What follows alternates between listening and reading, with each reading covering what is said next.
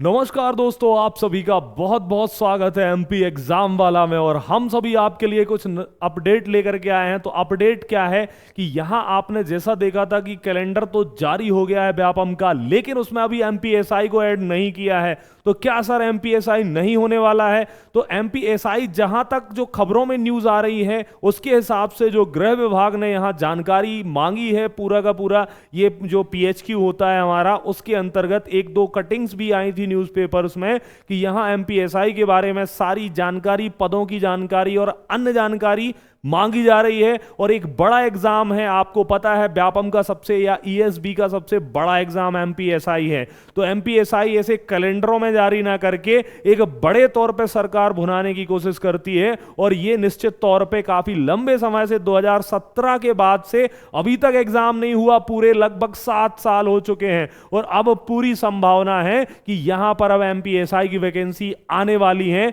और लेकिन अभी आप जो एमपीएसआई का खाब देखते हैं, 2 स्टार लगाने का ख्वाब देख रहे हैं, तो वो किस आधार पर तैयारी करें, किस हिसाब से वो आगे बढ़ें? क्योंकि जब नोटिफिकेशन आएगा फिर वही माहौल होगा कि पटवारी में 2 महीने मिले, हमको चाहिए थे 6 महीने। तो आप आज से ही लग जाइए और ये आप खुद देखेंगे कि नोटिफिकेशन के बाद कितनी जल्दी एग्जाम करवाता है फिर ईएसबी। तो ये उसी के हिसाब से ये आप नोटिफिकेशन के हिसाब से तैयारी कर सकते हैं, जो आपने पिछला नोटिफिकेशन और उसमें किस प्रकार से एज का क्या रहा था, क्या सीन था, क्या वेतनमान था, क्या सिलेबस था उस समय। तो ये उस समय का नोटिफिकेशन है, लेकिन इसके आधार पे हम प्रिपेयर मेंटली हो सकते हैं कि कई लोग एज के लफड़े में फंसे होंगे कि क्या रहेगी एज, क्या एज का निर्धारण होगा, तो ये क्या इसके अंतर्गत कौन सी डिग्री आपको एलिजिबल करती है कि जो एमपीएसआई और सूबेदार की पोस्ट के लिए आप एलिजिबल होते हैं। तो ये सारी जानकारी उस पुराने नोटिफिकेशन के हिसाब से है,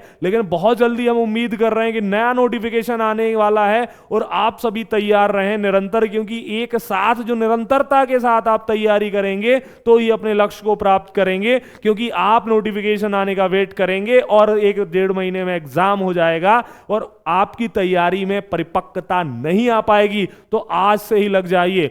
चलिए हम देखते हैं क्या था उस नोटिफिकेशन में, जो मुख्य चयन परीक्षा सूबेदार और एमपीएसआई जिसको आप उप निरीक्षक कहते हैं उसके अंतर्गत। तो देखिए चयन परीक्षा 2017 थी ये। यहां पर आवेदन भरने की जो तिथि दी गई है 1/8/2017, ठीक है। अंतिम तिथि थी 30/8/2017। तो ये अभी आप देख सकते हैं यहां पर जो 2 प्रश्न पत्रों के लिए फीस दी गई थी वो 700। सर 2 कौन है? तो टेक्निकल भी साथ में इसमें हुआ करता है, तो जो टेक्निकल के लिए एलिजिबल होंगे वो 2 भर सकते हैं, अदरवाइज 1। तो यहां पर एक प्रश्न पत्र की जो फीस थी वो 500 रुपए थी, ठीक है। यहां पर पोर्टल शुल्क वगैरह सब कुछ दिया गया है।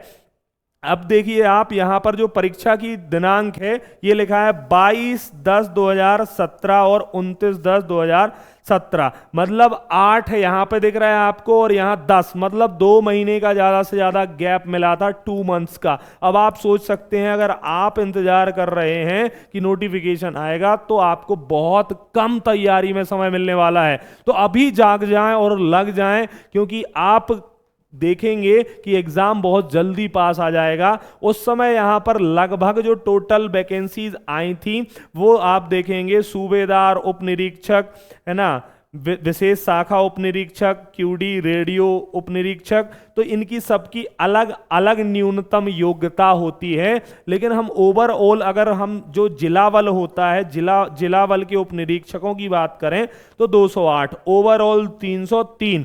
और अगर हम सभी शाखाओं को रिजर्वेशन के सहित देखें तो लगभग ये 600 के आसपास पोस्ट देखने को मिली थी। लेकिन जिला बल जिसके लिए सभी लोग एलिजिबल होते हैं वो 208 पद थे। तो ये रिक्त पदों की तालिका उस समय की है जब यह नोटिफिकेशन आया था। अगर हम बात करें न्यूनतम शारीरिक अर्हता, तो ये देखिए कि ऊंचाई कितनी चाहिए है। तो जो लोग, ये नोटिफिकेशन इसलिए लाया गया है आज कि जिसमें आपको आपकी शारीरिक दक्षता जो है और यहां पर अर्हताएं जो कि आपको रिक्वायर्ड हैं, अगर आप इसमें फिट बैठते हैं तो ये शारीरिक अर्हताएं वगैरह तो वही रहेंगी जिसमें आपको यहां पर जो मांगा जाएगा लगभग उसी प्रकार से ही रहने वाला है। तो इसमें कौन कौन एलिजिबल है, कितना होता है? ऊंचाई पुरुष की चाहिए है 167.5 सेंटीमीटर या इससे अधिक हो, लेकिन इतनी तो होनी चाहिए। महिला उम्मीदवार को 152.4 सेंटीमीटर या उससे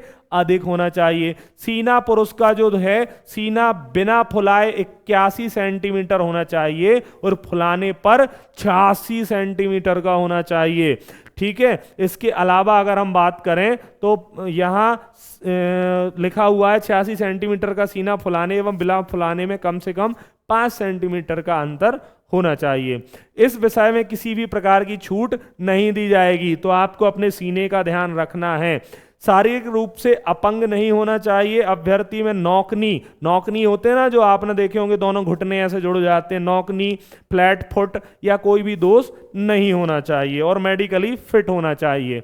अगर हम बात करें सूबेदार, जो मेनली आप देखते हैं सूबेदार और उप निरीक्षक जिला बल होता है, जो ये अतकनीकी पद हैं, नॉन टेक्निकल। इसमें आपको शासन द्वारा किसी भी मान्यता प्राप्त विश्वविद्यालय से ग्रेजुएट होना जरूरी है, इनमें ग्रेजुएट होना आपको जरूरी है। ठीक है, इसके अलावा उप निरीक्षक विशेष शाखा अतकनीकी, इसमें भी आप किसी भी मान्यता प्राप्त विश्वविद्यालय से क्या हो, ग्रेजुएट हो, तो आप इसके लिए एलिजिबल थे उस समय इसमें। इसके अलावा जो टेक्निकल वाले हैं तो उनकी स्पेसिफिक फील्ड के अंतर्गत उनसे टेक्नोलॉजी में डिग्री मांगी जाएगी। इसमें भी आपको स्नातक तो होनी चाहिए। जैसे रेडियो वाला उप निरीक्षक, तो यहां अगर आपके पास EC electronic and communication engineering के अंतर्गत डिप्लोमा बोला मैंने गलती से, डिग्री होनी चाहिए। तो डिग्री हो तो आप इस रेडियो वाले के लिए भी एलिजिबल हैं। और जब अगर आप एलिजिबल हैं इसके लिए, तो यहां बहुत सारे लोग छट जाएंगे और लिमिटेड लोग इसको फॉर्म को भर पाएंगे, तो ये वो लोग भी इसको देख सकते हैं। ठीक है, नेक्स्ट अगर मैं बात करूं तो ये जो प्रश्न पत्र है, उस समय जो प्रश्न पत्र था प्रथम चरण लिखित परीक्षा, तो इसमें क्या होता है कि जो चरण होता है मेडिकल भी होता है इसमें, इसके अलावा जो दौड़ होती है वो सारी चीजें आगे बताऊंगा मैं। यहां पर अगर हम बात करें लिखित परीक्षा के जो चरण थे, इसमें 2 सेक्शन देखने को मिलते हैं, विज्ञान, गणित, भौतिक शास्त्र एवं रसायन। ये तकनीकी वालों के लिए होता है। अतकनीकी वालों के लिए जो 200 नंबर का पेपर होता है, जो कि जिला बल वाला उप निरीक्षक और सूबेदार होते हैं, ये 3 घंटे का पेपर उस समय हुआ था, 200 नंबर अधिकतम थे। और इसमें हिंदी जो होता है मेन सब्जेक्ट रहता था, जो कि आपको 70 नंबर का देखने को मिलता था, 30 नंबर की अंग्रेजी। इसके अलावा ये 100 हो जाते थे। बचे हुए दक्षता एवं सामान्य ज्ञान, जिसमें मैथ, रीजनिंग है ना, मैथ्स हो गया, रीजनिंग हो गया, जर्नल साइंस हो गई, एमपीजीके हो गया और इंडिया का जनरल नॉलेज हो गया, वो अगले 100 क्वेश्चन में आता था। तो ऐसे करके 200 क्वेश्चन का यहाँ पेपर 200 नंबर का होता था।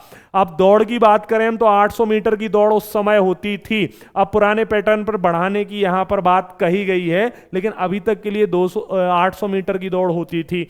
ठीक है, उसमें क्या होता था, पुरुष को यहाँ पर 2 मिनट 40 सेकंड में यहाँ एक ही अवसर दिया जाएगा। ऐसा नहीं कि बार फेल हो गए फिर से दौड़ जाओ, ऐसा नहीं होता था। यहां जो महिला उम्मीदवार हैं इनको 3 मिनट 30 सेकंड, भूतपूर्व सैनिक भाई कोई हैं हमारे तो 30 मिनट 15 सेकंड एक ही अवसर। लंबी कूद में पुरुष उम्मीदवार को 13 फुट 3 अवसर मिलेंगे, 3 अवसरों में से एक अवसर को भुनाना है। महिला उम्मीदवार को 10 फीट 3 अवसर मिलेंगे और भूतपूर्व सैनिक भाई को, यहां पर भाई बहन को 10 फीट और 3 अवसर मिलेंगे।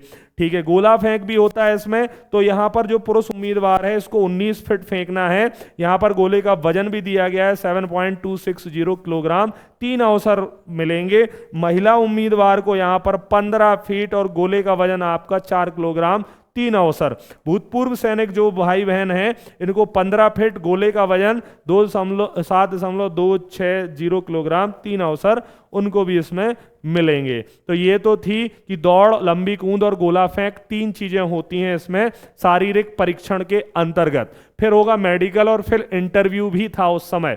मध्य प्रदेश के मूल निवासियों के लिए आयु सीमा, मेनली आयु सीमा को लेकर बहुत सारे लोग कंफ्यूज थे। हम लोगों के पास मैसेज आ रहे थे कि एमपीएसआई की जो एज लिमिट होती है वो क्या होती है।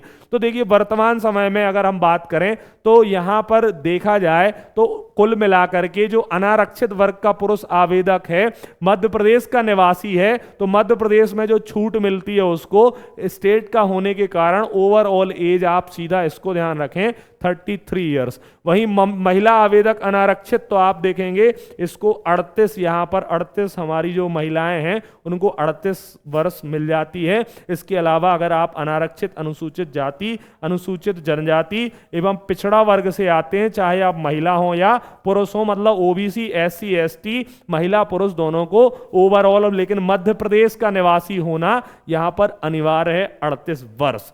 ठीक है, तो ये भी देख लिया हमने। इसके अलावा आप अगर शासकीय निगम, मंडल, स्वशासी संस्था के कर्मचारी हैं या भूतपूर्व सैनिक हैं तो भी आप ऐसा कर सकते हैं।